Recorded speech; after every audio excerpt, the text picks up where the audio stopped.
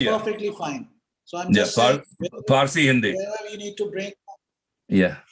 The Parsi. Parsi do, Rajiv, Sir, the Parsis do much more than Hindi and English as well. We are coming alive now. we flower it up a little bit, don't we?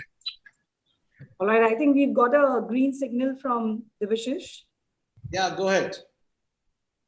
All right, so a very good afternoon, everyone. And this is Diksha Tiwari welcoming you all to this webinar on the era of cricket, evolution of the game to modern times, organized by Odisha Naval Tata Hockey High Performance Center on the occasion of the 117th birth anniversary of Sir J.R.D. Tata. Hope all of you are doing well and you and your loved ones are safe. Well, it is common knowledge that Tata Group's contribution to development of sports in India remains unparalleled. But few will remember the corporate giant's gifts to Indian cricket. If I read it right and would quote Mr. T.R. Dungaji, the longest serving chairman of Tata Sports Club, Tatas have given India at least 27 test cricketers, including the likes of Ravi Shastri and Saurav Ganguly.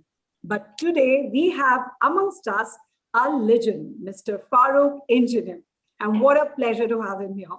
A swashbuckling batsman, he was one of India's greatest wicket keepers. Known for his vivacity, Mr. Farokh Engineer could have walked into any modern day limited over batting side. Such was his actually attacking batting style. He was known to stand up to some of world's most fearsome fast bowlers. And it is only befitting that we have with him us to discuss the evolution of Indian cricket today. So let me take the opportunity to dive into the official introduction for our guest today, though Mr. Farokh Engineer absolutely does not need it, but I think I'm doing this because you don't get to speak about a legend every day. A flamboyant batsman and an agile wicketkeeper, and you can also view those impressive career statistics on screen. Mr. Farokh Engineer was one of the best of his trade, as shown by his selection as the first choice skipper for the rest of the world 11 series in England and Australia in the early 1970s. Was solidly built, yet had remarkably sharp reflexes, an essential requirement for keeping to the legendary spin quartet of Bedi, Prasanna, Chandrasekhar, and Venkatraghavan. His finest moment as a batsman came against West Indies at Madras in 1966-67 when he plundered 94 before lunch on the first day against Hall, Griffith, Sobers, and Gibbs. Eventually made England his home and served Lancashire with distinction. Joining him today, but before that, let me once again extend a very warm welcome to Farokh ji. Thank you so much for joining us today for this webinar. You're very welcome, Diksha. It's an absolute pleasure to be here. And thank you to you and Rajiv, and of course Farzan, for engineering this lovely afternoon. You call it afternoon in India, of course. I'm in not so sunny Manchester at the moment, but it's an absolute pleasure to be speaking to Tata employees. I'm an ex-Tata boy, yes. And Tatas have been, had it not been for JRD, the great JRD, I wouldn't have, even contemplated playing county cricket and living in England, because JRD and Naval Tata were there together when I had this offers. I had 4 offers from England, 4 different counties, and who should I ask? I thought Mr. Tata. Yeah, he was quite fond of me, if I may say so. It's a huge privilege that such great people take an interest in you.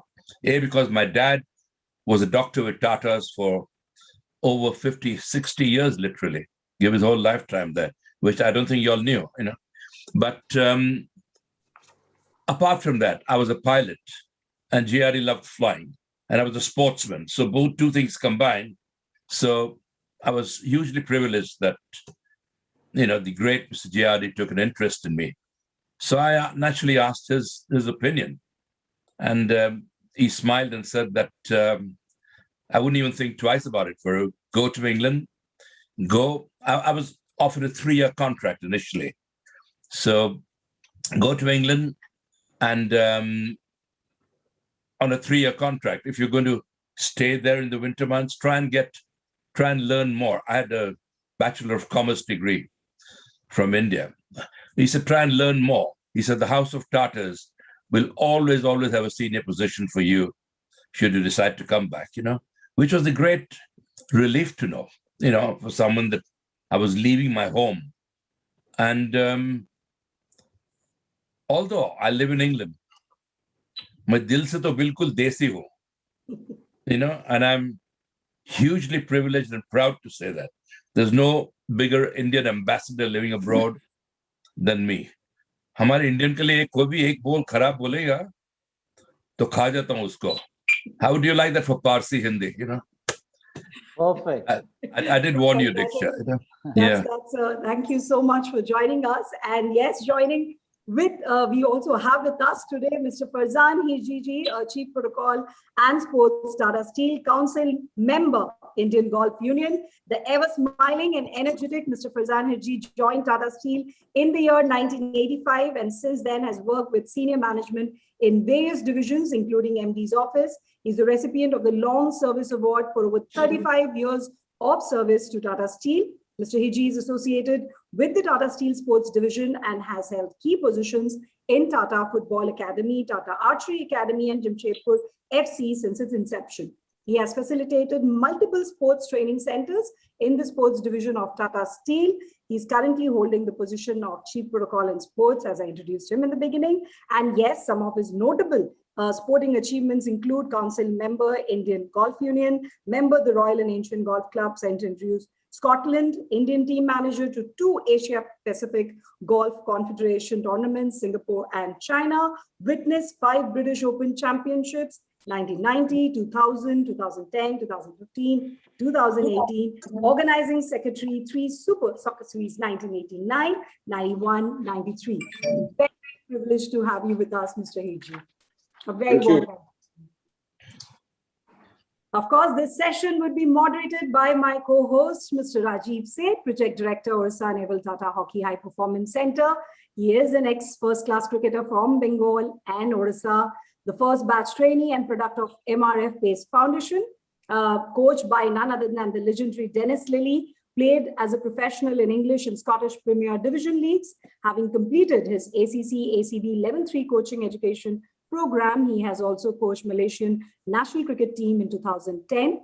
He graduated from Hindu College, Delhi University, and did his special management from IIM Kolkata. He's also had a short stint with Jamshedpur FC in the inaugural year, handling their administration and operations. He has also served in various capacities within Tata Steel before his current position, of course, as the Project Director, Orissa Naval Tata Hockey High Performance Center. So, pleasure to have you, Rajiv ji. As well, to co-host with me. Thank you so much. Absolutely. Thank you so much. So, always a pleasure to host webinars with you. Thank you, Diksha. all right, and Rajiv ji keeps telling me that you don't introduce yourself. So here, this is Diksha Tiwari. I'm a journalist, anchor, moderator.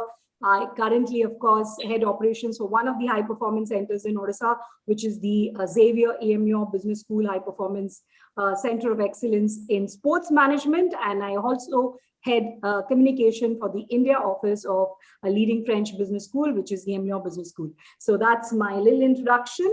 So before we actually get into the discussion mode, we are here today to celebrate the 117th birth anniversary of JRD Tata as well. And it's only apt to start the session by remembering and paying our rich tributes to him. So let me start by asking Farzanji to take us down the memory lane and maybe share his thoughts with us on the father of the Indian aviation, the longest serving chairman of Tata Group, founder of many Tata companies, and absolutely a hero of Indian business, the legendary Sir JRD Tata.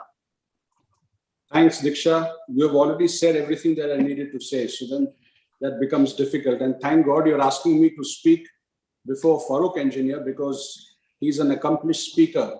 And if I have to speak after him, it would get boring. And more importantly, it'll get very difficult.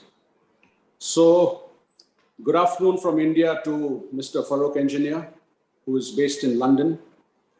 No. Can I correct you? I'm in Manchester. Okay, Manchester. Good afternoon to all viewers from different locations on this platform. Greetings from Jamshedpur. Today happens to be an important day in the House of Tata.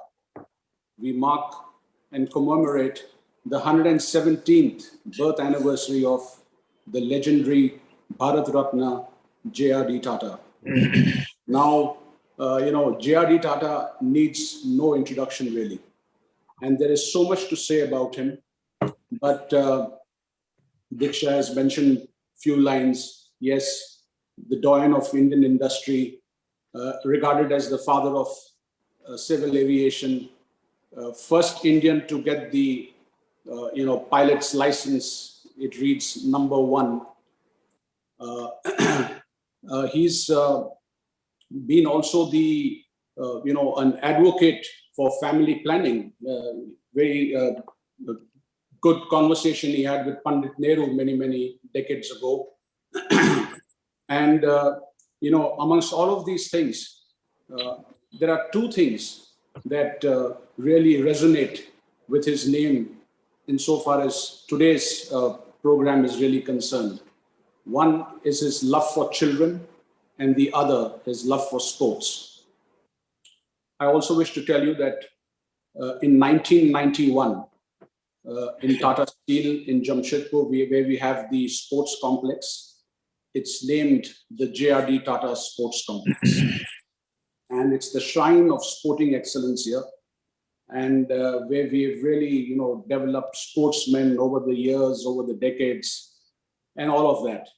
And it's only befitting that today, on a program like this, we have another legend, a living legend in Farokh Engineer, who's participating in this program.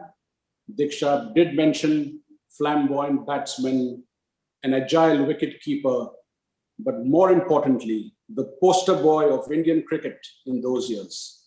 I remember when I used to go to school, it was in the early 70s, and that early morning with the transistor in those days, I remember bunking a class with another friend of mine, and it was Sunny Gavaskar and Farokh Engineer batting away, stroking away several runs, and getting us to victory in that particular match. Real charisma these gentlemen had, and of course you had the late Mansur Ali Khan Pataudi as well. So those were great cricketing years, and we are fortunate in Jamshedpur that Tata Steel did invite Mr. Engineer a couple of years ago to Jamshedpur, and where he spoke to the audience here, to the Tata audience, to many people at the Beldi Club. He regaled us with wonderful stories, anecdotes. And the one thing that I have in common with Farokh, I must tell you all this, is that before the pandemic, when I was in Bombay, and I was there for about 4 or 5 days, so both of us are extremely keen on a Chinese cuisine.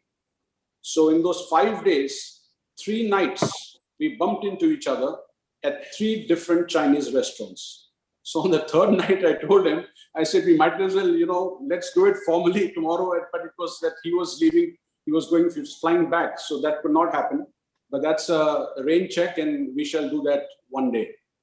So with these few words, I wish to thank you, Farokh sir, for joining this program.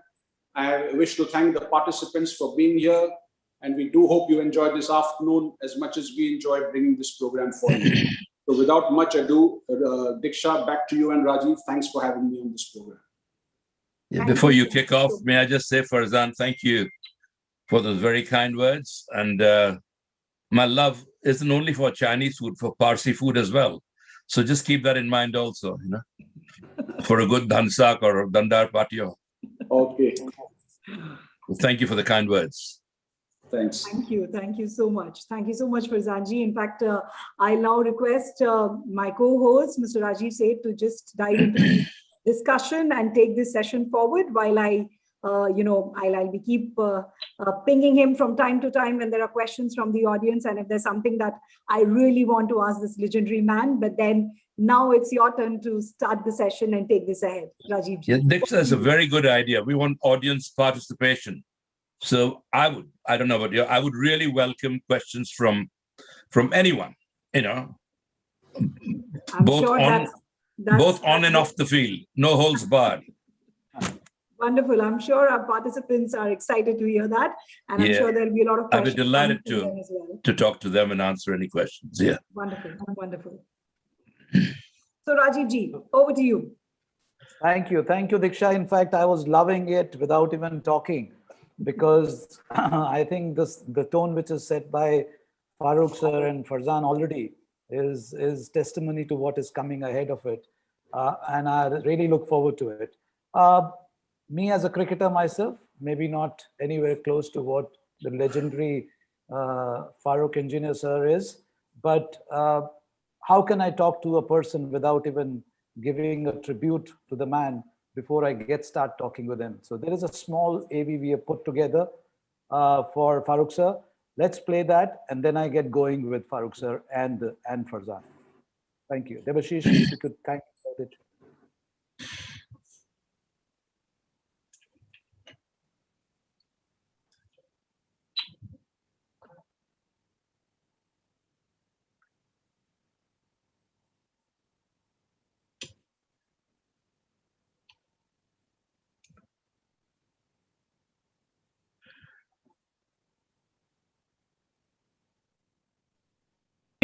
He has lived the life to the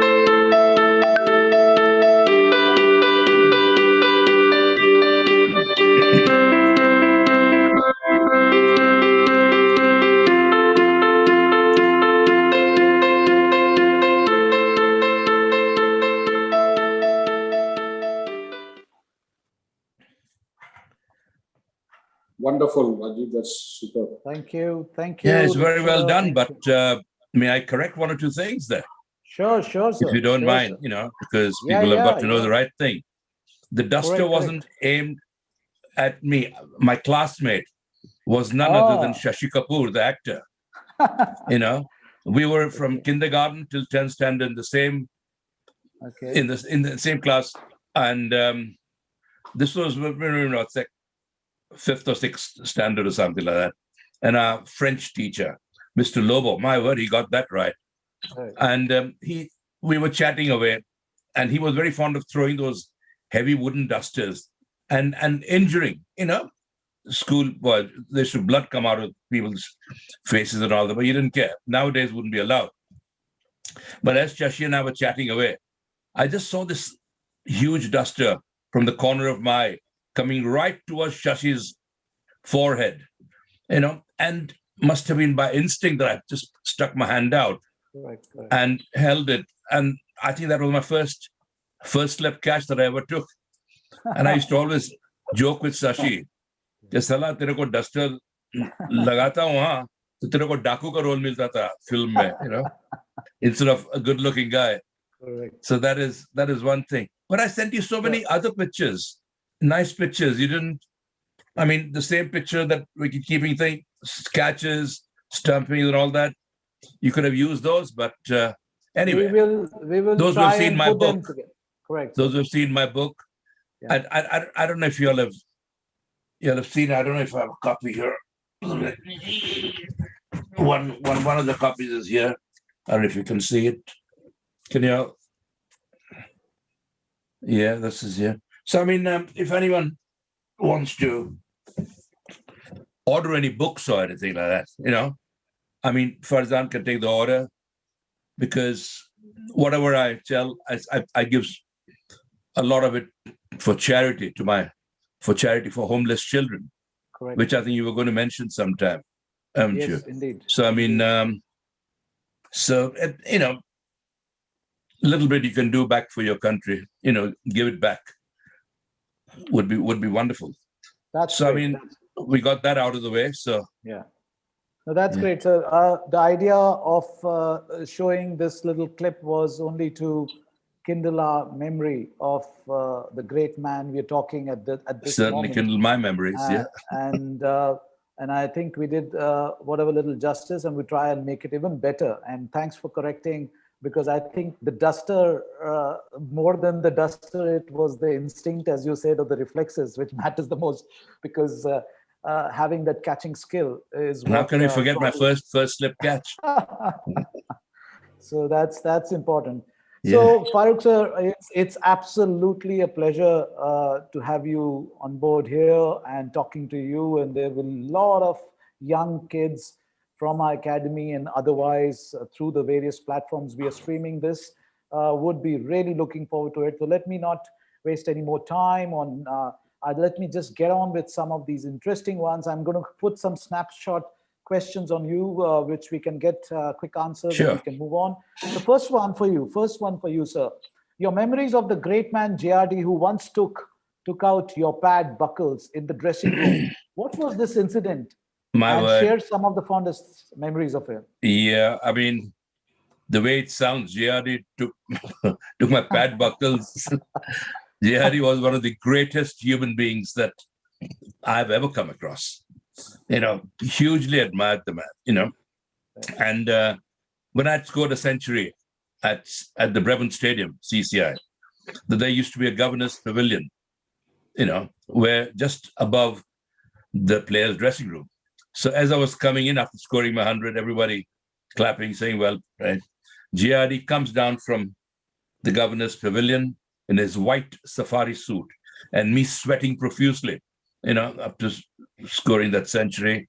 And he gives me a big hug just before I enter the pavilion. And I'm like, Mr. Tata, I'm sweating, spoiling your white safari suit. He said, never mind, which is, and he led me in the dressing room. Those days, sab chalta tha, Nowadays, it's all security and all that. But who's going to stop Mr. JRD Tata? In the dressing room, naturally, all the players were surrounding me, I'll play it and all that. And above that, I see a glass of water. Oh, and I grabbed that glass of water because I was dying for I would have preferred a glass of beer, but this was during the game, So I had the glass of water. Who is it?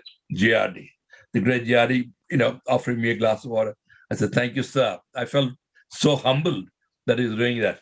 Anyway, I'm sitting down with a, wet towel on my head, and I just felt somebody taking my pads off, my buckles. Giardi was sitting next to me.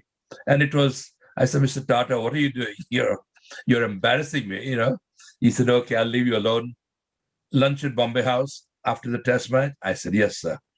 Definitely, don't forget. I stood up and everyone in the dressing room, all the players, wondering, what a great man, what a great, humble man to do a little thing like that. I mean, he's achieved so much in life. I've just got a bloody century, that's all. But he's achieved so much in life, so very much in life, and hugely admired by us all. And that's one of the main reasons I'm on your show, because you're felicitating a truly, truly great man who I admired so much. Rest in peace, Yari. We all love you. Indeed, indeed. That was the aura of the man, and rightly so. Whosoever he came in contact with, or whoever came in contact with him vis-a-vis, were carried, cherished the memories with the great man. Before I move on to the next one with you, Farokh sir, let me also ask Farzan. Farzan has been, a long horse in the company, having known all the senior management people, interacted with him. He's had some good association with JRDs, have met few times. So Farzan, any of your thoughts that comes to your mind straight away? So Rajiv, I've been fortunate enough to have met Mr. J.R.D. Tata on 3 occasions in my life, and all 3 very cherished ones. The first one was in 1984 January, because in 1983 December, in Jamshedpur for the Steel City Golf Tournament, there was this show called The Legend That Is Jamshedpur. And it had a star cast of about 112 people. We even had Dr. Jamshed Irani playing Jamshedji Nasrbanji Khan. JJ, the great man. And at that time, our chairman and managing director was Rusi Modi. He liked this play so much, and it was, demonstrated and enacted at the tennis courts at the Beldi club. So he said that I'm going to specially fly in and request Mr. J.R.D. Tata to witness this entire play, and we'll do that in January. So that's when Mr. J.R.D. Tata came. We did this play again. At that point in time, it was at the Sumant Mulgaonkar Stadium at Tata Motors. So then there was a dinner party at Dr. Irani's house, and one got to shake his hand, Mr. J.R.D. Tata's, and then a couple of pleasantries. But the other time and the occasion that I would never forget is in Bombay. It was 1992, and he just happened to, I was at that point of time an executive officer to Mr. Ramesh Bhasin. I was in the office. It was 9:30 in the morning. And who do you think walks in and I was sitting outside his office. Who do you think walks in is Mr. J.R.D. Tata. Now I fumbled because, you're not expecting him to walk into this office. So instantly I jumped out of my chair, and he said, is Mr. Bhasin there? I said, yes, sir. And I was almost, he said, no, don't disturb it. He says, can I use your phone, please? Now imagine, I was stuttering and stammering and didn't know what to do. By which time Mr. Bhasin came out and so that was the other occasion. So these were wonderful memories of the great man. Indeed, as they say that all these great people put other fellow colleagues to ease when they talk, and that's what the greatness is all about. There's never a level shown, never a status shown, but it's the footprint, and it's the niceness of the man which leaves a big footprint in mind of people who have met them. Coming to you, Farokh sir, the first thing first, you initially wanted to become a pilot, as you mentioned early on. How did you or would-be pilot Farokh Engineer get bitten by the cricketing bug? Yes, well, when you're at university, when you're at college, you had a choice of joining Air Wing, Naval Wing, or the NCC. And of course, I was in NCC for a while, and I got a little bored, so I requested a change to Air Wing, where one of the advantages was you could learn flying. You could learn flying free. So, I mean, I couldn't afford it. My parents couldn't afford it. And I just loved flying since I was a kid, fascinated by airplanes and all that. So, I mean, that's when I got my PPL, was a passenger ticket, they called it. I learned on Tiger Moths and Piper Cherokees. My word, that's really showing my age now. And I was very keen to join the Indian Air Force, especially as one of my cousins was an air marshal, my distant relatives. But during that batch, a lot of people from Dada Parsi colony, a lot of young boys crashed in that training jets and all that. And my mom, bless her soul, knew that I loved taking risks, and flying would definitely be a wrong choice for me. But as it so happened, at that time, I was offered contracts by 4 English counties to play professional county cricket. And I thought, no other Indian has been, accorded this honor before. So that's when I took the great JRD's advice, JRD and Naval Tata. And I said that, what do I do? Here are the contracts. And they smiled at me, said that we know exactly how much you earn in Telco. I was Telco those days, or Tata Exports, one thing. And he said, no, go to England. I was offered a 3-year contract initially. He said, take up this, get experience in England, because getting runs and wickets in England is a different proposition altogether. He knew it was about that. Although I wouldn't say he was mad keen on cricket, but he certainly knew that the ball swings a lot more, deviates in the air and off the pitch. A lot more difficult. If you can get runs in England, they said you can get anywhere in the world because of the conditions, over here. So he said, go and get experience. You'll be a better cricketer. You'll serve India better. How true he was, because that is exactly what happened. And most important thing, he said, go, and if you get a chance, take a winter job and learn something extra besides your graduation. As the House of Tatas will always have a good position for you, when you come back. So that was such a gratifying thing to learn, that I had a job when I came back. But the 3-year contract turned out into a 6-year contract, 9 years, and because we had so much success at Lancashire, we just kept on winning. I wouldn't say, well, it did coincide with my arrival, but I wouldn't say it was just because of me, because after a year I was with Lancashire, I recommended, originally Gary Sobers and I were invited to play for Lancashire, but Sobers and Lancashire couldn't agree to terms. So Sobers went to Nottinghamshire, and I got the special registration, as they call it. And I had to recommend another overseas player who could qualify for a year and then play for Lancashire. So I was quite impressed with a guy called Clive Lloyd, who was my roommate for 10 years.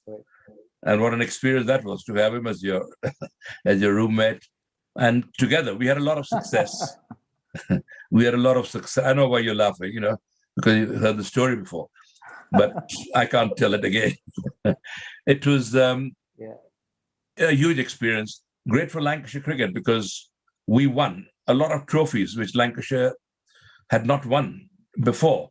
So we became the Manchester United, only 100 yards from Old Trafford, which is behind me in that picture now. That's the Old Trafford cricket ground, the new Old Trafford cricket ground with the new, box and all that. In my time, Old Trafford looked a bit different because there were no floodlights and all that. There was no T20 cricket or night cricket, day-night cricket. So, I mean, wonderful experience there. And there we are, huge success with Lancashire. So the 3-year contract turned out to be I finished there after 10 years. And the club has been so good to me. I'm one of the vice presidents of the club for life. It's a lifelong vice president's job, with the result that in due course, I could well be the president of an English county, which no other Indian had as the honor of even being a vice president. Wonderful. But apart from that, I mean, Lancashire last year had, in one of the pictures, you showed a Lancashire cap very briefly. That cap is a very precious cap, accorded to Lancashire legends. Only there are people like Saurav Ganguly, BBS Lakshman, Muralidharan, Wasim Akram, you name it. So Clive Lloyd was all played.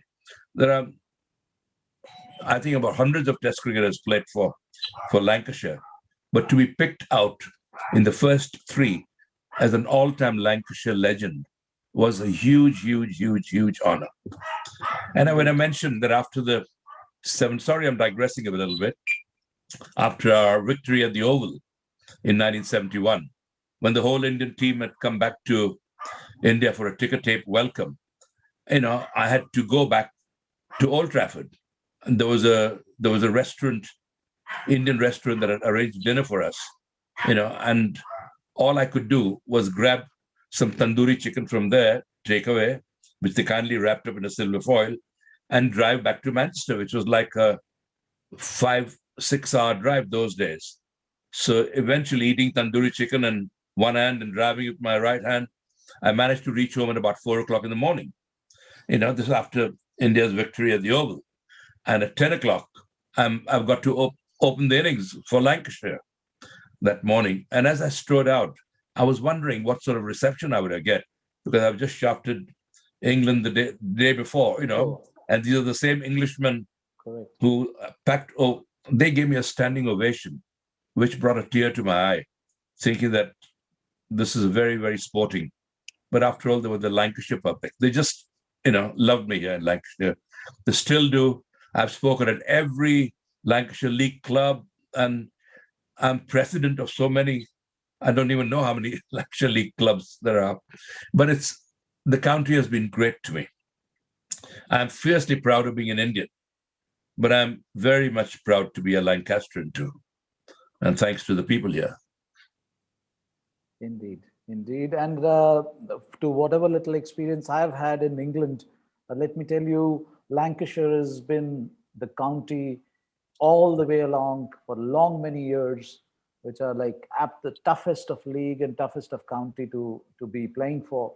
And I am so grateful and so pleased, Farokh sir, that you just touched upon just tip of the iceberg. Yeah. And Rajiv, if I may just add that before me, there were several other Indian Test cricketers who were invited to play in the Lancashire League, like Polly Umriga, the great Vinu Mankad, Ramchand, Subhash Gupte, you name it, and quite a Vijay Manjrekar.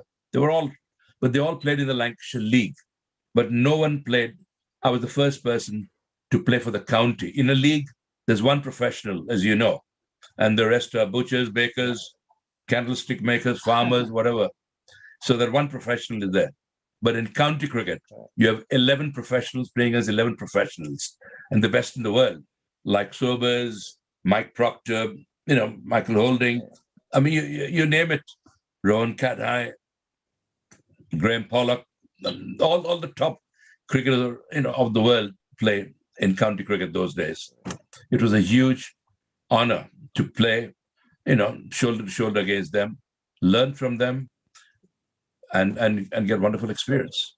As they say, sir, for the county, there's an open book in front of them, which is the entire world to choose from. And for players, it is those handful of clubs to vie for, so to say. Yeah. And for any other aspiring Indian batsman or Indian cricketer, if you get a chance to play in county, you wouldn't get a chance to play in county unless you're a really established Test cricketer. Top bracket. So this goes to some of our younger players like Suryakant Yadav.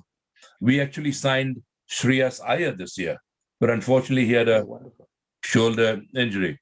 But people like Yadav, Suryakumar Yadav and all, who are fantastic players, be a great opportunity for them to come and ply their trade here, because they could go back to India with a wealth of knowledge and serve India even better.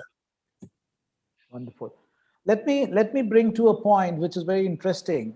It quite matches with our great Sachin Tendulkar. Your brother played a pivotal part in your taking up the gloves and becoming one of the finest wicketkeeper that India has ever had. How did he influence you? Because if you recall, Sachin's brother has been a great influence in his life. Yeah, yeah. So let's hear from you. My brother Darius didn't have a little influence; he had a huge influence. Because he was a wonderful off spinner. He played Ranji Trophy himself, and in fact, he captained Mysore in the Ranji Trophy, and he should have been playing Test cricket. But he and Ghulam Ahmed, there was very little between them, and Ghulam Ahmed came to fame. Whereas my brother was in engineering college in Mysore, National Institute of Engineering. He was so frustrated that he didn't get picked for India.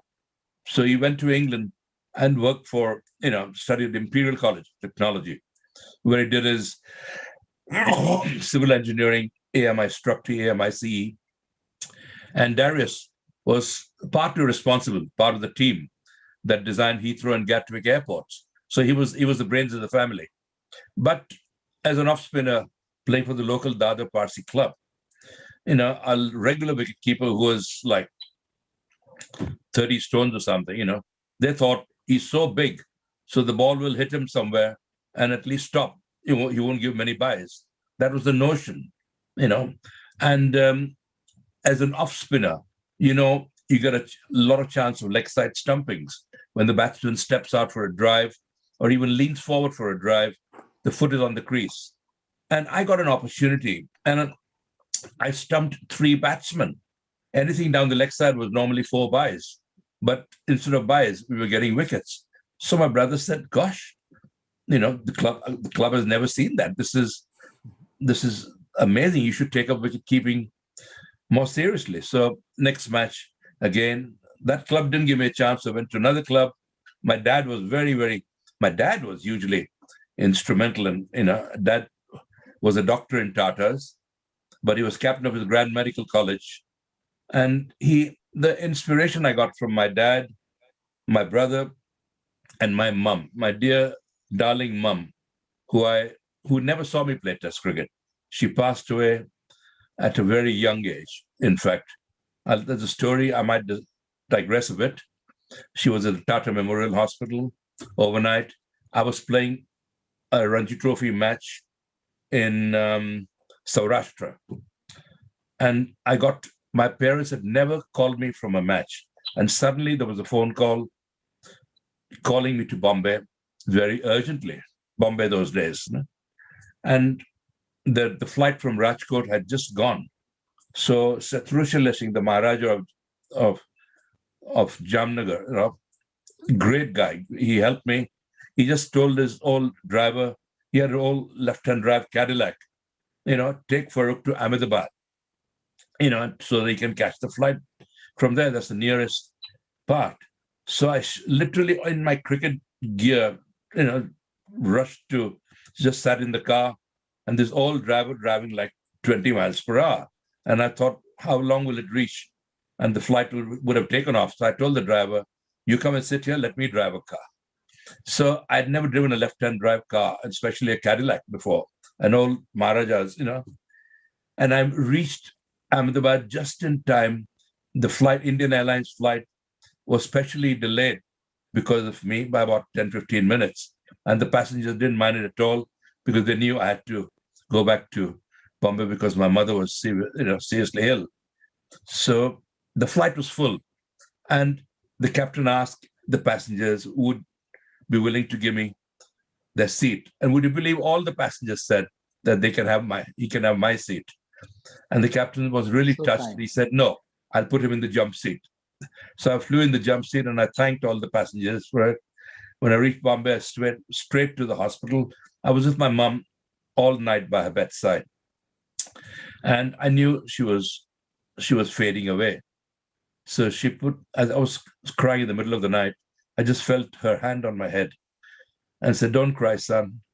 I promise you I'll come back as your first child.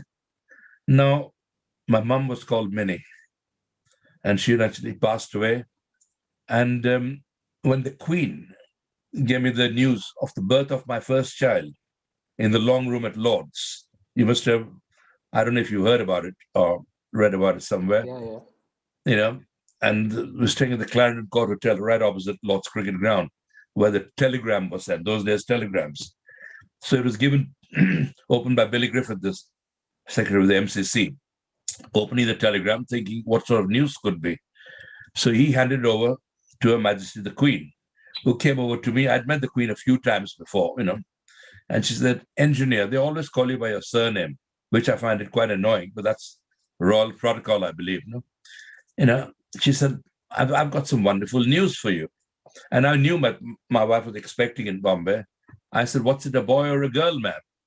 She said, "Well, what did you want?" I said, "A girl," because my mum said that I'll come back as your first child. She said, "Well, you've got one." And that's why my eldest daughter was named Minnie, after my mum. So Sorry sweet, to, wonderful. I get very touched when I tell the story. Wonderful, But very this is the, touching and very, very sorry. touching.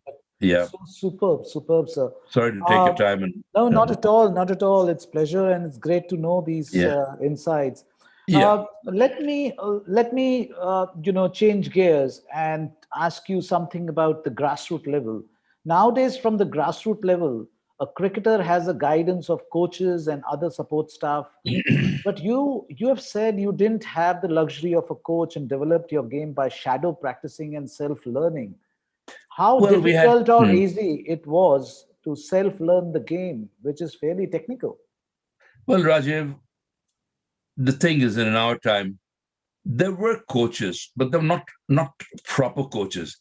The coaches told you, you bat for like 10 minutes, 15 minutes in the net, time up, next man coming in. None of the coaches gave you any technical, you had to learn from your own mistakes. And I found a mirror, a great way of teaching yourself. In front of the mirror, you see the way you lift your bat, the way it comes down. Most importantly, is it coming down straight? Because if the ball is coming straight and your bat is going across, every chance of missing the ball. Correct. So, I mean, that was a great education playing in front of the mirror. So, I mean, once you're out, you try and analyze, why was I out? Nowadays, they have all sorts of video facilities and all that, but nothing like that in our time, you know.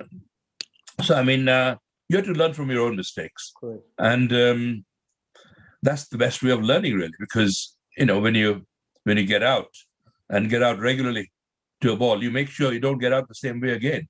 That's where you sort the men out from the boys. You don't make the same mistakes again. You try and not make the same mistakes again. So coaching wasn't there in our time, really. You guys are very fortunate that you had coaches, and the present generation should take real advantage of that, you know. And like you have got an academy, my friend Dilip Venksagar has got his academy, and quite a few. I was talking to Dilip this morning. Suryakant Yadav is from his, you know, academy, and quite a few other cricketers. So, I mean, it's wonderful that there are so many opportunities these days. So youngsters should grab it with their both hands and make the best of it. Indeed, and those were the days, Farokh sir, when you were your own self-master in many sense, you know, because you probably had a plan, you had a thought process to go about doing certain things, and obviously the respect for the coach was paramount in those days. The lovely thoughts, and just again bring Farzan in. I don't want him to be quiet for long. Farzan, that's a hint to you, Farzan. So your Twitter bio reads, "Golf comes first, everything else follows." What is your earliest golfing memory, and how did you come into the sport of golf? Rajiv, Dad was in the army, and like most army officers do, they play golf in the afternoons. 2:30 work would get over, and one would be with him on the golf course. So this started in my very early days in the late 60s. So I had one club.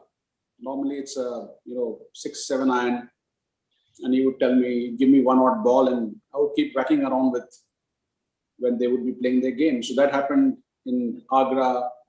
It continued in Kathmandu, continued then in Jabalpur, a little bit of Bhopal. but the real golf began when I came to Jamshedpur in 1981. So that's where the love story really, kind of evolved. And And I it in blossomed fact, to the day. I was here prior to my getting a job in 85, the first 2-3 years, I was not only playing golf, but got involved in the golfing administration. And that's how I developed the love for the game. Super. And it's carrying on, and it's doing very well. So wish you all the very best. Farokh sir, while we have talked about the county cricket and you've kind of already narrated quite a bit about the benefits of it, how important was the role of county cricket in your evolution as a player, as you did mention? Do you think more Indian players should play county to hone their skills better? Yeah, as I just said that. Yeah, definitely, most definitely. And that's why even the great Sachin Tendulkar has admitted that, and Saurav Ganguly and everybody. I mean, they were much better cricketers after getting this wonderful, wonderful experience in county cricket. So I mean, yeah, most definitely, yes. Let's go to the next question. Yeah. Yeah. And then what about these days? There is a lot of talk of wicket keepers who can bat. You were one of the pioneers of that. What do you have to say about that? Well, in my time, wicket keepers were purely wicket keepers. Yeah. They weren't expected to get any runs and all that.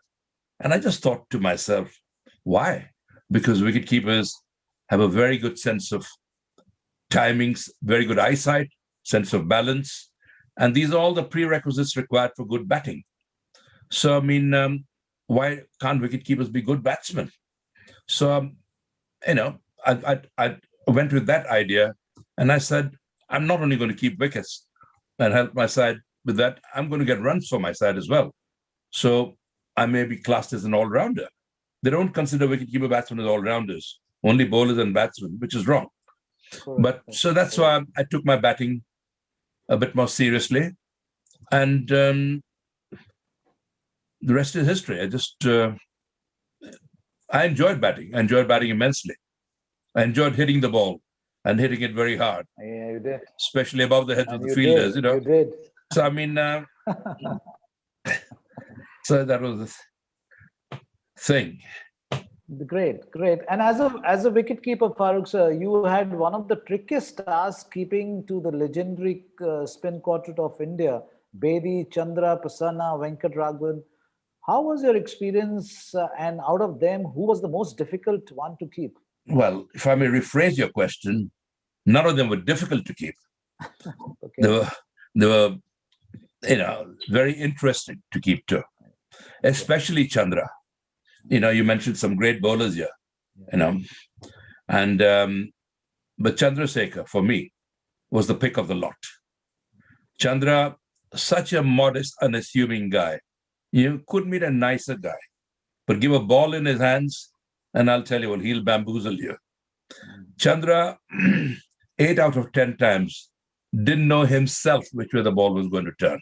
He was a polio victim, and his wrist went round and round and round. And if it went round a bit further, it was a huge googly. If it went slightly round, it was a huge top spin. So, come thoda wrist to the leg break. I mean, he tried his best to control it, and he admits it himself. So time and again, he's tried to bowl a leg break. I know that because I used to watch him grip the ball. I used to see the ball leave his fingers. I used to watch it in the air and off the pitch. It's like a split-second computerized effect. And I knew which way the ball was coming, more than Chandra did. Bless his soul, and time and again he said, yeah. I said, you tried to bowl a leg break there, didn't you? And with a whacking big googly bamboozled the batsman. And to keep to Chandra on the 5th day of a test match to a left-hander like Clive Lloyd or Gary Sobers, where the ball pitches in the rough, bowler's footmarks. And Chandra bowled about good 75, 80K, he was quick and he gave the ball such a rip. That was wicket keeping at its most interesting, the wicket keeping at its best, because you really had to keep your eyes open. And my hats off to Chandra. I salute him for that. So it was a great experience keeping with all of them. Yeah, But Chandra was the most interesting to keep too. I totally agree. And while I Some people found it difficult. Yeah. correct, while I totally agree and I commend, your work behind the stumps. But imagine in those days when there was no analysis, no video analysis, No. and no nothing. So you could imagine pity for the batsman. I mean, you just got to live to the moment of that time, and that's how it all went. Interesting thing, in a recent interview, Farokh sir, you said that Rishabh Pant reminds you of your youth, of the current crop of wicketkeepers in India. Do you see Rishabh nailing down the wicket-keeping spot permanently for a long time?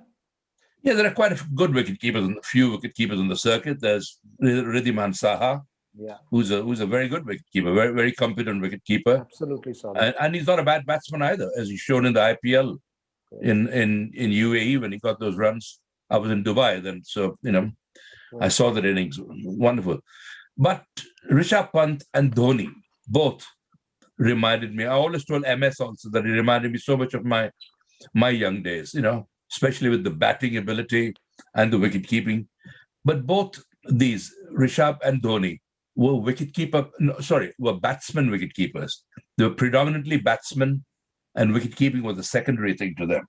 Dhoni improved a lot over the years, and he became a very, very competent wicket keeper. Rishabh Pant also is a batsman wicket keeper. He's got a lot to learn about wicket keeping, which he has been. And he's been holding some fabulous catches and all that. So whereas I was a wicketkeeper batsman, in our time, like Saha, for example, is a wicketkeeper batsman. But Dhoni was a batsman wicketkeeper, batsman first, and then developed his wicketkeeping. So which is wonderful. But they're both the styles of attacking play certainly reminded me of my young days. I love to see a batsman attacking the bowling, not just depending on the situation. If your side is in trouble, you don't go and attack blindly. You're letting your side down otherwise. That's the time to defend. Like in Oval, when I was at the crease, when he won the test match. Now, I did not hit a single four in my innings. Would you believe that? And first thing I would look for is a 4 or a 6. But Ray Illingworth was the England captain. And he had plugged all the fielders round the boundary line, to cover all my shots. He knew me from Yorkshire. He played for Yorkshire, I played for Lancashire. So he knew my batting really well. So I was happy. Not why do it? There's plenty of time. I've got to win this game for my country. So instead of hitting 4s and 6s, I just knuckled down, put my head down, and happy with 2s and 3s. And that's how we won the game. Because Illingworth was expecting me to throw my wicket away, which I didn't. So that's why people should learn and see what the aspect of the game is. Don't, when your side's 50 for 6, don't try and go out and try and hit a 6 first ball, as Rishabh has tried to do. Luckily, he's come off in Australia and all that. But he learned from experience. He's a wonderful guy, wonderful wicketkeeper, willing to learn. I've had chats with him. I've had chats with Dhoni over the years. And they're both great, great guys, and done extremely well in their respective professions. Yes. Indeed. Rajiv, Sir. You will recall that Rahul Dravid in his career in the one days wasn't finding a place, and he had to do wicket keeping to get to be in the team. Now that's there, sir, and that's what as Farokh sir mentioned, that you specialize in one area and you excel in another, just to strengthen your position in the team. And this is what most people, whether you call about Rahul Dravid, you call about other cricketers who have also come up the ranks like that, and that's need of the hour, and that's how one has to adapt. And as Farokh sir mentioned, sky is the limit for Rishabh, and Rishabh, I think, is making all the right moves of late, and he's making all those good changes into his personality while remaining to be a flamboyant and a flashy batsman and a stroke maker, which is obviously his USP too, and he's working towards it. So very quickly, Farokh sir, on a couple of points, and then I move on something which I have from Sir Donald Bedman's book, so I would ask that also. But before that, a lot of test matches of late have been guilty of being wrapped up inside 3 to 4 days. The charm of waiting game and patience seems to be lost. Is this the start of new age test cricket? Well, with the evolution of one-day cricket, T20 cricket especially, there's more and more batsmen are wanting to play more shots. It's great to play shots and put the opposition under pressure. But with the advent of one-day cricket, a lot of batsmen, usually previous days, a half volley was just stroked for one run, or if not blocked. People like Jeff Boycott used to block a half volley, but then they started taking one run. But I don't see a half volley is a half volley. Give it a bang, get 4 runs out of it when you can. You don't get many half volleys in Test cricket or many long hops. So make the most of it. So batsmen have learned quickly. But with the advent of one-day cricket, they've been trying to play more shots. And that's why Test matches are getting shorter and shorter. And I wouldn't be surprised if there's a 4-day Test match in future or so, if results go on coming. Okay. So let's go to the next question. What are your views on the pink ball Test cricket? Well, these are all new innovations. I was there in Kolkata. I was specially invited, as all the previous Indian captains were invited. Although they never captained India officially, beforehand, but I captained several times during the matches. In fact, I was instrumental in India beating England when England needed only about 117 runs to win at Kolkata. I don't know if you were born then, to witness that. So I mean, it's been going on for us, for ages. Wonderful, wonderful. And coming to the point I was making, your first encounter with Sir Don Bradman is quite a memorable one, apparently. He gave you a roasting about your shoes. Can you share this anecdote with us? They weren't his shoes, they were my shoes. I was wearing rubber sole shoes at Adelaide. Yeah. And I was run out in both the innings after having scored 75 and 80, and so the match was over for me. Second innings, I had batted, scored the runs, I'd already kept wickets. Comes in the dressing room, of course I'm sweating and all that, but Sir Don Bradman walks in, so you stand to attention, I said, why are you wearing rubber sole shoes? I said, Sir Don, the spikes are not as well made as they're made these days. So they were hurting my feet. So that's why. And he just wouldn't take no for an answer. There's no excuse at all. You should not wear, but to get a roasting from Sir Don Bradman, I took it as a huge compliment. So why would he even take the trouble of coming and talking to me? And then he said, right, what are you doing this evening? Now, frankly, this is an internal program, so I can say I had a date with Miss Australia that evening.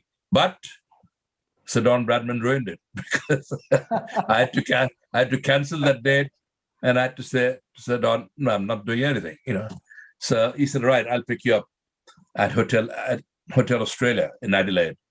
And I was just in the tour. I said, what have I accepted this invitation for? Where are we going? So he said 7:00 prompt. He was there. I was there in my blazer and all. I'm good, with Sir Don Bradman. I don't know where I'm going. We went to his house. He had a rusty projector and a screen, a bed sheet. And his wife was there, and his son, was there. And I was gasping for a beer or a good scotch because I was playing all day, and all that. Didn't get a chance to have a drink. I got carrot juice. I thought, okay, pio yaar, carrot juice. But I'm at Sir Don Bradman's house. Yeah. How can I refuse that? Even carrot matters. I couldn't. I dare not ask for a beer because he made it very clear they didn't have alcohol on certain days, and that was one of those days when there was no alcohol served in his house.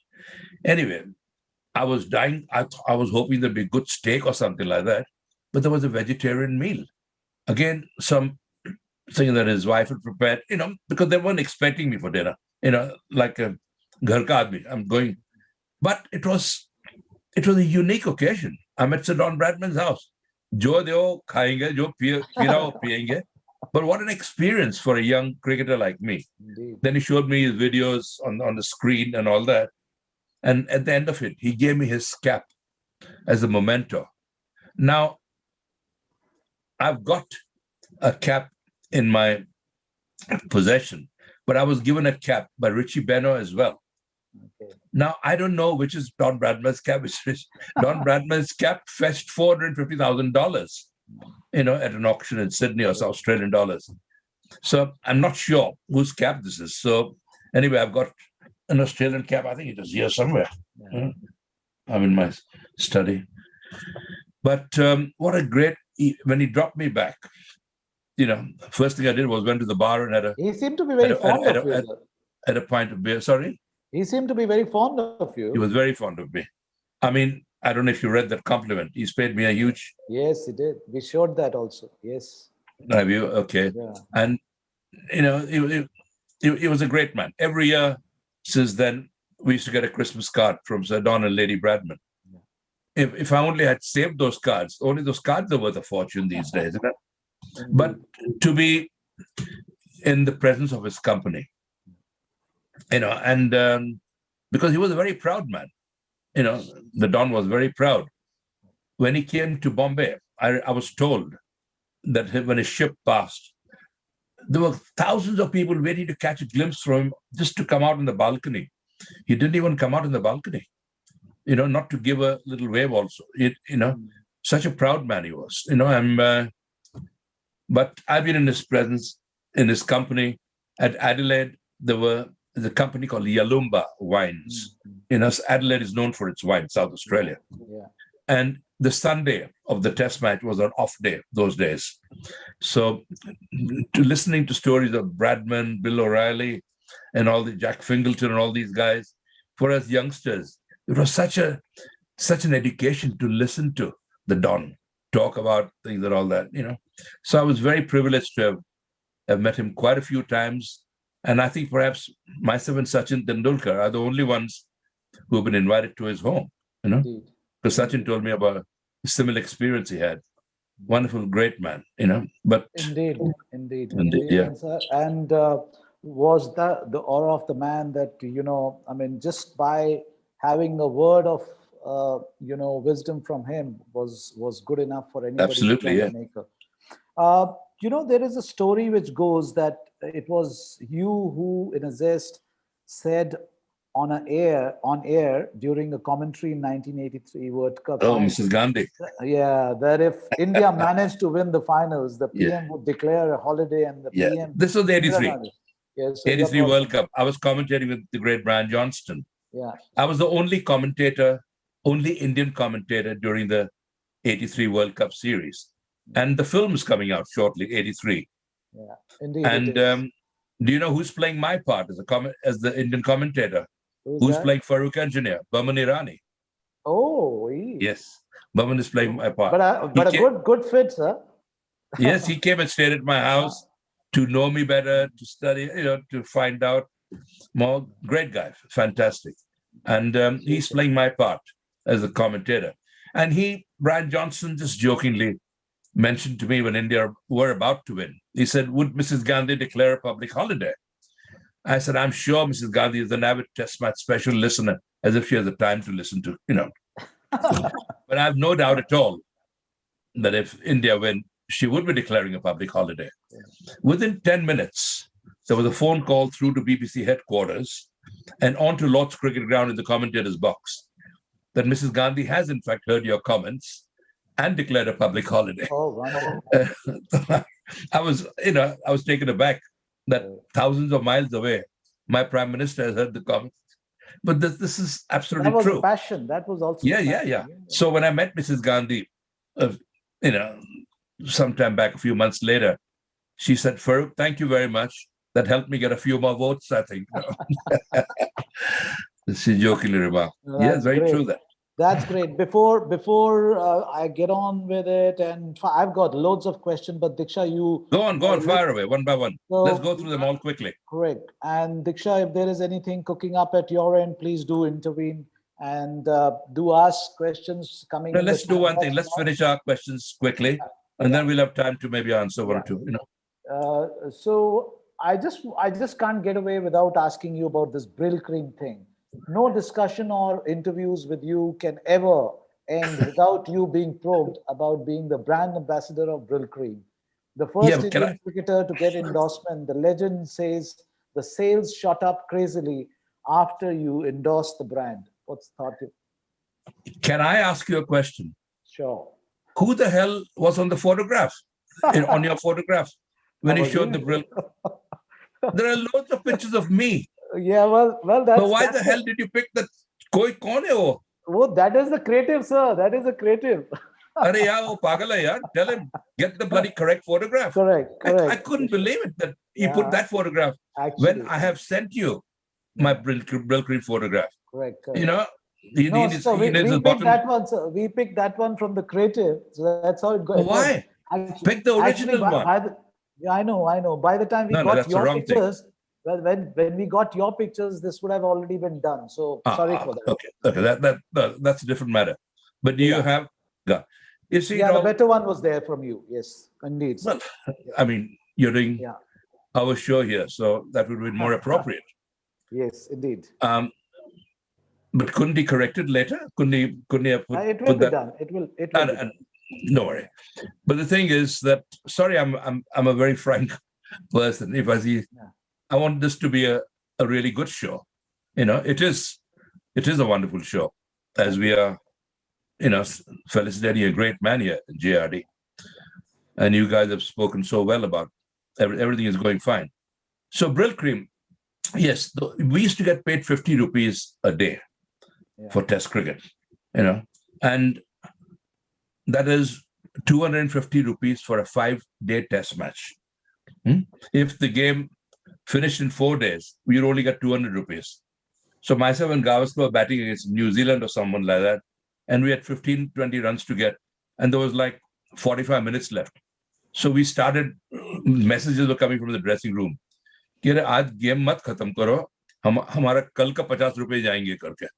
So we both started blocking full tosses and half volleys just to make the game last till the next day. So the whole team gets 50 rupees each extra. I mean, those are hard times, So Brill Cream offered me this contract, which was a huge thing, in my life.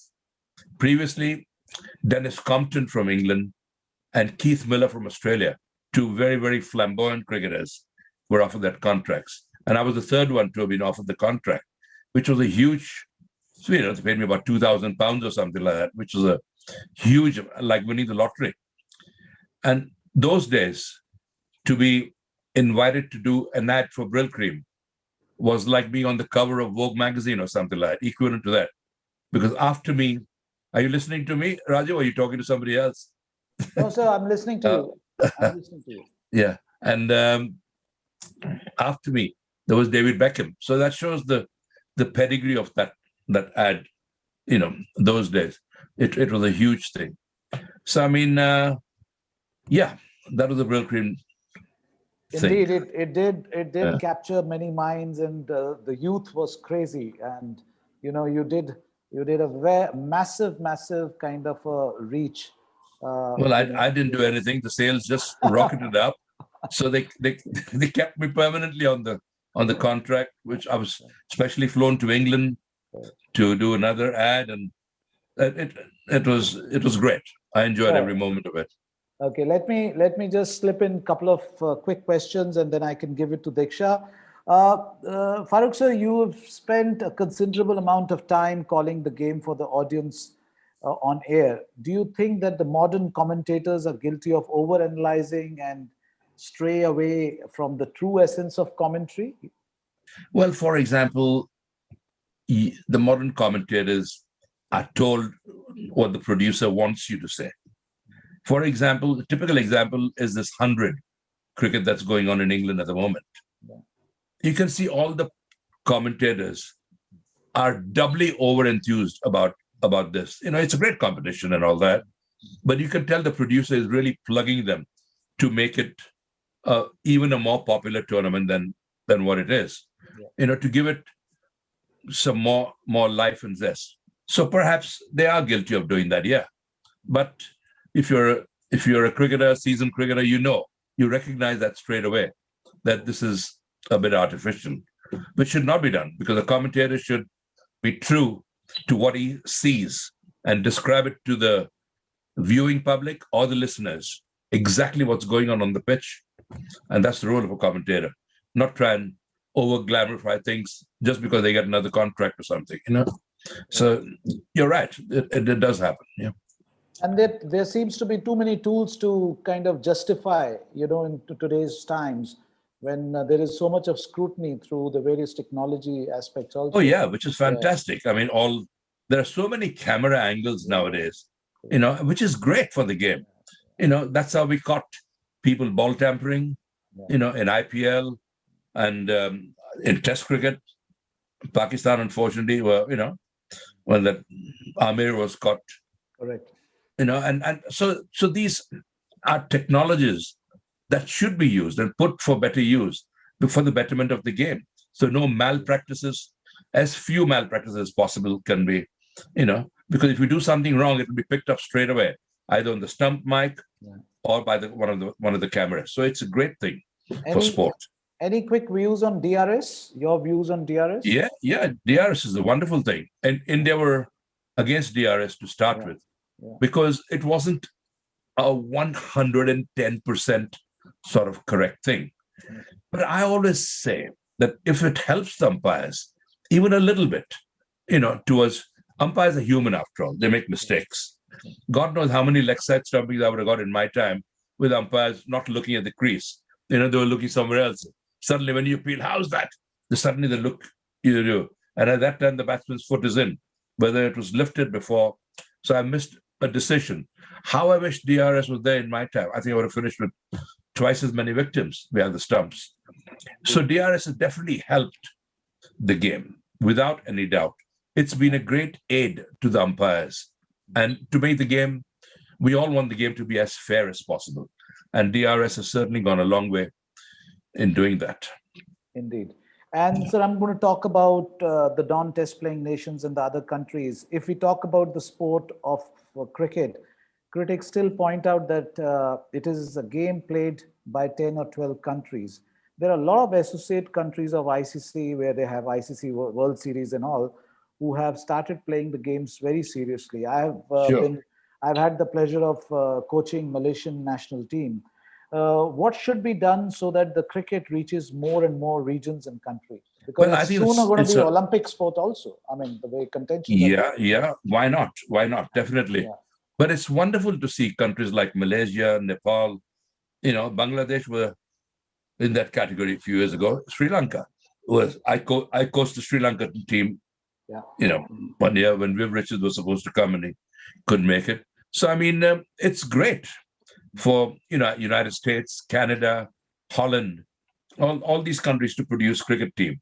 The wider audience, the wider participation we have is good for the sport. So it's great for these countries to rub shoulders with better cricketing nations like India, England, Australia, West Indies. Why not? I'm all for them. And that's why the World Cup is a very good idea, because East Africa and all that gives chance for them. Otherwise, how are they going to improve? How are you going to improve? How do you think Bangladesh improved from nothing? Indeed. How do you think Sri Lanka improved? Yeah. So don't be surprised in future if Holland wins the World Cup or USA. And talking about Olympics, yes, I think there will be limited over games. There won't be Test cricket in Olympics. Yeah. But ICC, if at all something they've done good, they've been always under fierce criticism all along, and rightly so. But they've got this World Test Championship, which is a wonderful thing. It's superb. Of course, a World T20, with all due respect, everything going fine would be a great thing. So it's lovely to. Do you think T20 or ODI, which could be the contender for Olympics, in your view? I would think it'd be either. But okay. I think for countries like Japan and USA and Argentina, or where cricket is not really heard about much, let's start off with the T20 maybe, Correct. Or the 100 or whatever, the limited over thing, quick result. But it should be on a you don't want a country to be knocked out straight away. Maybe on a league basis or something like that. But cricket would be very popular, certainly. Yeah. Wonderful. I'm coming towards my last question before I hand over to you, Diksha, if there are any questions. Farokh sir, to you, how do you all see the future of Indian cricket as far as the next decade is concerned, with 2023 ODI World Cup to be hosted by India, which are the bases that need to be covered? Well, I'm hugely privileged and hugely proud to say that the future of Indian cricket is in great hands. We got some, I think we can put a first 11, second 11, a third 11, who will play against each other and perhaps beat each other. So what a great position to be in. The standard of cricket in India has really, really risen high. And when established players have to look over their shoulders for youngsters pushing for their places, it can only be good for the country and great for the sport. So India is in a very, very good position there. Even the with all women's the cricket, academies and all that have come over, India is in a fantastic position for future cricket. And I think the future of Indian cricket is very, very bright. Indeed, and long may it continue so, God willing. Indeed, the BCCI is doing a wonderful job. These are the good fruits of the seed sown years ago, and the good infrastructure and good domestic. Well, somebody is doing something right, because and all these academies are helping. I think to create the MRF in Madras, in Chennai. Correct. I believe you were connected with them too. I was. I graduated from that foundation. The Dennis Lilly Academy. Yes. In fact, that started off with my benefit here when I invited Dennis Lilly. Bishan Singh Bedi invited him to play a match in Delhi and to play in Mumbai for our respective benefits. And that's when it kicked off the MRF thing. And MRF have done a huge, huge, huge, huge contribution to Indian cricket. So have the Ambanis. So have the Tatas. All the top industrialists. So have my friend, all the names are on the bat. Goenka tires, Seat tires. Harsh Goenka. All these guys deserve huge credit for what they've done to encourage young Indian cricketers. Now, Indian cricketers are millionaires. Previously, when a son was born in a family, the parents wanted the son to be a Bollywood star or a cricketer. But now I think they would prefer the boy to be a cricketer. And it's wonderful that they should grab these opportunities of coaches and all the facilities that are available to them. So I think the future of Indian cricket is huge. Indeed, and indeed, there is a considerable role which our government has also played, other than BCCI, because you see the kind of infrastructure which is growing all across the spectrum in different sports. That's wonderful. That's coming off very brilliantly. Indeed. Let me bring Farzan on the last point. I think where Farokh sir, you can also comment, since golf is a very dear sport to Farzan. Well, golf is a very dear sport to me as well. That's what I was about to ask you. I don't think Farzan knows about that. I was about to ask you that, sir. Farzan, so, a lot how of is Shiv? Sorry, Rajiv. How problem. is Shiv doing these days? He's doing well. He's doing well. All of them are doing well. The Indians are doing very well. I have played with Shiv in Cheshire, behind my house. There's a Mere Golf and Country Club, MERE. So when I go to India, they say, Mere. No, it's Mere. Mere is a lake. All the houses are surrounding them. But there was a guy called Chubby Chandler. Have you heard of him? Very much. Chubby handles all the top golfers like Ernie Els and Justin Rose and several other guys. So I mean, he handles Shiv as well. So he was away in America. So Chubby rang me. He said, "Would you mind having a round with this Indian golfer called Shiv Kapoor?" No? Yeah. Shiv Kapoor. Yeah. And I said, "Yeah, sure." So I took him on the golf course, and on the 18th green, the average human being like me, I played a decent round of golf, and I hit the ball a long way. So we go to It's a par four, but it's a hell of a difficult par four. You hit it on a slightly hill, From there, you take the second shot onto over some trees onto the edge of the green. And if you're lucky you reach there for five. So when we reached the last hole, I told Shiv that that's the route we take. He said, "Where's the green?" I said, "Right across the thing." He said, "Right." He put his ball down and had it go right across the mere, the lake, and all that. And he hit the ball on the edge of the green. I have never seen a golf do that. I said, it's your golf club that's doing it, So he gave me his golf club. Go and try it out. And I was straight in the water, End of the round, he gave me that driver. I've still got that driver. But what a lovely, lovely man. I met Shiv in Delhi some time back. We went for a Japanese meal. He loves Japanese food. So please give him my very warm regards, and Will do, sir. Will do. it's great. Golf is a great game, and Superb, I always watch the superb. Open and all that. So Yeah, superb. Rajiv. Yeah. Farzan, since you're a golfer, a lot of ex-cricketers turn to golf, like Farokh Saab has just mentioned. Kapil After is a their fantastic cricket golfer. career is over. Yes, Kapil Dev, another example, Ajay Yeah. Jadeja, many people.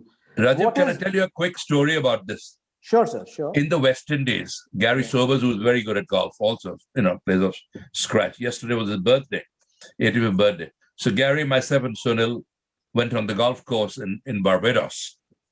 And Sunil had never played golf in his life. So he kept on topping the ball all the time, just rolling onto the fairway. So Sobers, after a few holes, said, "Sonny, I must tell you one thing. In this sport, you can't hit the ball up in the air," he says.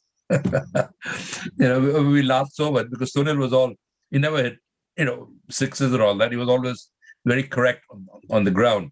So in this game, you can't hit the ball in the air, he says. Yeah. Wonderful, Great. wonderful. Yeah. So, Farzan, I was asking, since you are a golfer, a lot of ex-cricketers turn to golf after their cricketing career is over. What is this trend, and does this have a reason behind it, since the cricketers already have a good swing, as it is perceived also, to develop swinging the willow? So, Rajiv, cricketers make good golfers. As Farokh just mentioned, the cricketers hit it up in the air. The hockey players keep it low. That's on a lighter side. There's definitely good eyeball coordination.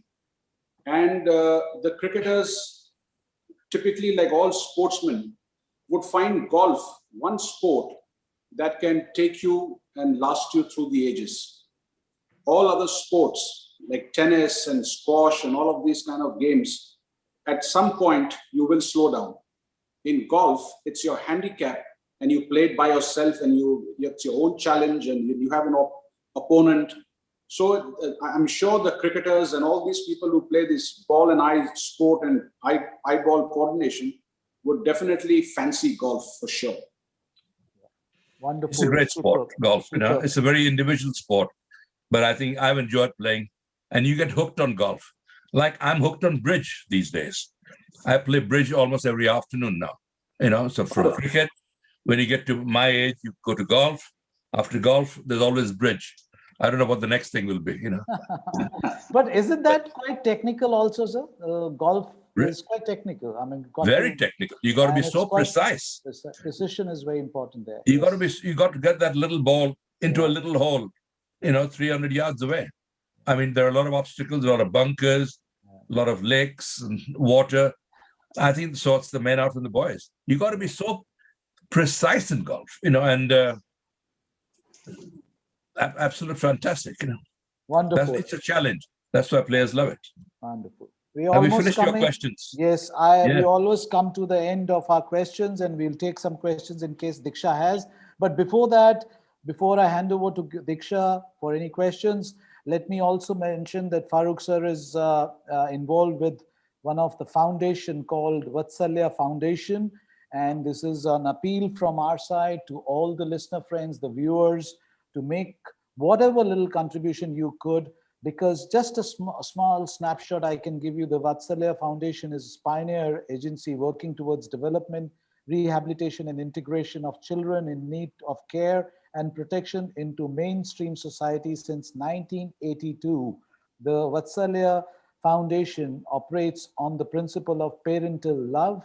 Based on children's growth and development, the organization has designed multi-level approaches through its outreach program in Greater Mumbai, Thane, and Raigad district. The Vatsalya Foundation has been partnering with government and community in the field of education, hospitality, and performing arts through individual donors, corporates, and volunteers. So my appeal to all, I am certainly one of them who are going to contribute, and I'm sure many people listening to us would. This is a great cause, and we must come forward for such cause and to contribute towards the society. Over to you, Diksha, if you Yeah, have. Rajiv, I just add a Sure. word or two. Sure, sir. This is basically a home for homeless children, Okay. called the railway children or whatever. They run away from their homes, from villages, where they're most times abused by even their own relatives and all that, young boys and girls. So it's fantastic. This home caters for them, takes them, gives them shelter, teaches them a trade, teaches them, schooling and all that, and gives them a life that they wouldn't have had otherwise. And I would plead with all our listeners also, please donate it directly to their funds. It's a home for homeless children. It'll bring you good luck. I have supported this charity for a long time now, for a long number of years, and I've helped raise quite a bit of funds for them. So whatever you decide to give, please send it directly to them. It'll be greatly, greatly appreciated, and it'll bring you good luck and blessings from God. Indeed. Thank And you. what we are going to do is we are going to put the details on our social media platform so that some of you who are connected with us anyway, post this webinar, can take the details from there and can contribute for the good cause. Also, if anyone wants to buy my book, I know postage, whatever it is, again, the funds, certain amount would be going to the, to the charity as well. But people would love read. I've got 3 books out, so I don't know whichever ones. Wonderful. Anyone who's interested in books can contact you or Farzan or Diksha, whatever. You can collect the amounts from them. It comes to about equivalent of 15 pounds, including the postage. The postage takes a lot of, the money. I'm not actually making money on the books, but I want to give some for my, So if anyone is interested in any of the books, it'd be very worthwhile reading. We will certainly do that, and I think it will be a pleasure for anyone to read those lovely books and know more about you and your thoughts.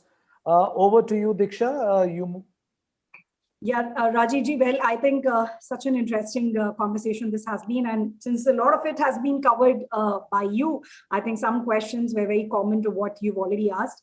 So I had a couple of them from social media, which I'll just very quickly ask. So there's a question saying that you were a very attacking batsman. Do you think the whole idea of being attacking or to be seen as attacking in the T20 era has impacted batsmanship in general? Well, I only wish T20 or IPL was there in my time, because Sunil Gavaskar always tells me you would have been the highest paid player in T20 cricket. So I really wish it would certainly help my bank balance. Especially I've got 4 daughters and I've got to get them married. Thank God 2 of them are married, 2 of them are still there. So T20 cricket, I wish there was there in my time. IPL. Both, a lot of people have asked me, should T20 replace Test cricket? Sorry to digress a bit, Diksha, but I should never. Test cricket is the pinnacle of cricket. It's the classical form. One country against another. It's like a game of chess. Things change over the 4 or 5 days of a match. So Test cricket should always be there as Test cricket. But one-day cricket, in conjunction with Test cricket, certainly all for it. T20 or 50-over format or day-night matches, whatever, 100 or ping ball, whatever you decide, it's always very welcome. Everything to make the game as popular as it should be. All right. Okay. Yeah. And I think, like I said, most of the questions have been already answered by you. Whatever Rajiv ji asked you, there's one more, and that's what would end the audience questions. Do you think Test cricket at present does not look as exciting as it was in 1970s and 1980s, with a considerable decline in the quality of teams like West Indies, which was a powerhouse, or even Pakistan and Sri Lanka? Even South Africa is a shadow of its own. Is this? Yeah, that's a very good question. That's a very good question. Well, on one hand, the cricket standard in the West Indies has definitely deteriorated from the days of the three Ws and, Sobers and Brian Lara and all that. It has definitely come down a lot. South Africa, who were great, Graham Pollock, Peter Pollock, Mike Proctor, the great Barry Richards and all that. Viv Richards, we didn't mention the West Indies team. So yeah, the standards have come down. But on the other hand, standards of Indian cricket have, I wouldn't say has improved, but at least we look better because other teams have gone down. So Pakistan again used to be a very good side, but they were thrashed by England B team and C team in England recently. Sri Lanka are doing terribly well. But as we spoke to Rajiv earlier, nations such as, East Africa, Nepal, Afghanistan, look at the spin bowlers, Rashid Khan and, all these guys from Afghanistan. Hats off to them, the way they've come and taken the, game by the scruff of the neck, and they're making very good money. I mean, they must feel sorry for their brothers and sisters back in the country. But these guys who have come here and played in the IPL and played the Big Bash and all these things, done very well. So it's good to see cricket spread all over the world. But as certain countries' standards have gone down, Diksha, but by the same time, India are a very strong team these days. I wouldn't say the strongest team. India, I would like to think in 60s and 70s, we had a very, very strong team. But the other teams were much stronger those days. That's why we didn't really get. Nowadays, with the other teams' standards deteriorating, India have sort of jumped up. And now I think we are, in present day cricket, India are the strongest team in the world. So, and may it continue to do so, And all in all, it's been a wonderful afternoon, wonderful morning. I must thank you, Diksha, Farzan, Raju, for all your questions. I think the Sir, guy I have one more from the chat box from one of my colleague, Abhinash Kumar, who's been a first-class cricketer, a top first-class cricketer, having played almost 100 first-class matches, a left-arm spinner from Eastern Zone. He just wants to know, on curiosity, any memories that you could share from your first century in the Test cricket. Oh, yeah. I mean, I was wondering when are you going to ask that? Because that was the highlight of my career. I mean, nobody wanted to open the innings. That's why I had to go and open the innings. Correct. Because where's all Charlie Griffith, Sobers, Roy Gilchrist, these are all killers. We had no helmets those days. We had a pink plastic box and put a towel as a thigh pad or something. And these guys bowled well over 100 miles per hour. Unlike nowadays, if someone bowls about 90K or 100K, the commentators get excited.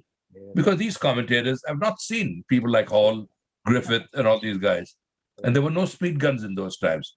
They were much quicker and much more devastating. Now, one bouncer for over, you're not allowed to bowl another bouncer. These guys bowl you 6 bouncers or 6 beamers, and when a guy throws a ball, like Charlie Griffith did and Roy Gilchrist did, the bouncer skids at your throat at 100 miles per hour or well over 100 miles per hour. These guys, these commentators, these Johnnies don't know about that. They only know. And there is no staring in the eyes those days. No, you dare not stare back at them, because, I mean, there was no limit on that. So they kept on peppering you with bouncers and beamers and threw the ball, which was illegal. So, I mean, I think that 94 before lunch was one of my highlights of my career. I'm surprised you didn't mention that, but it was when I came in at lunchtime, I mean, I was 92 with 2 overs to spare. And Dilip Sardesai was their partner.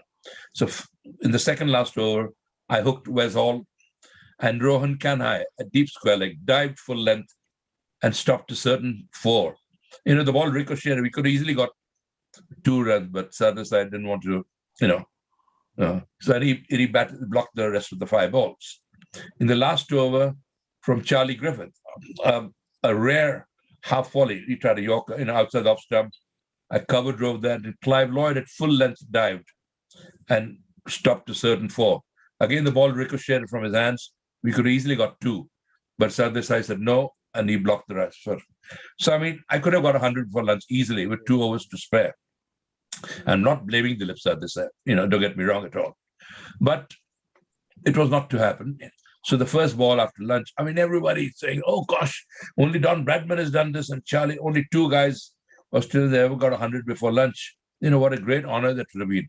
But I was quite happy that at least I'm on 94. And after all morning of peppering bouncers and beamers, an off spinner comes first over after lunch called Lance Gibbs. Correct. And I thought first ball flighted. You could see actually a dream, after receiving bouncers and beamers. This guy actually tossing the ball up. I said, it's either you or me, pal. Stepped out and hit him straight out of the stadium. I think the ball cleared the stadium. Yes. The ball is still traveling. They never found it, I think. And that's how I got my 100. But it was a grand. Thank you for Avinash for asking that question. It's thank you so much, and it's lovely, lovely memories. Thank you.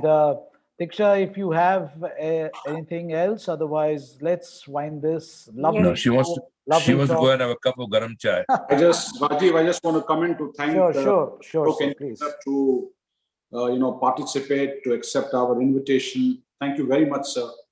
Deeply touched. Well, very honored. But please try and raise some money for this charity. We will. I'll be extremely thankful. I'll be disappointed if nothing goes to them, poor things, because they've built their hopes up. It's a really deserving charity, It's for homeless children, giving them a life. The money is not coming to me. It is going to them directly into their bank account. So please donate, and if you want to buy some books, just contact any of y'all, and I'll be delighted to post it to you. Personal message for anyone, whatever message you like. Farzan and I keep in touch with each other. So lovely. Next time you come, I'll take you on my golf course, just behind my house. Sure. Okay. Take care, guys. Thank you very much. Thank you. Rajiv, thank you, Farzan, thank you. God bless you all. Thank you. And again, we salute our great man, G.R.D. Tata, in whose honor this conversation is. Thank you so much, sir. Thank you. See you guys. Bye. Take care. Yes. Bye, Farzan sir. Bye, everyone. Thank you. Bye, everyone. Thanks.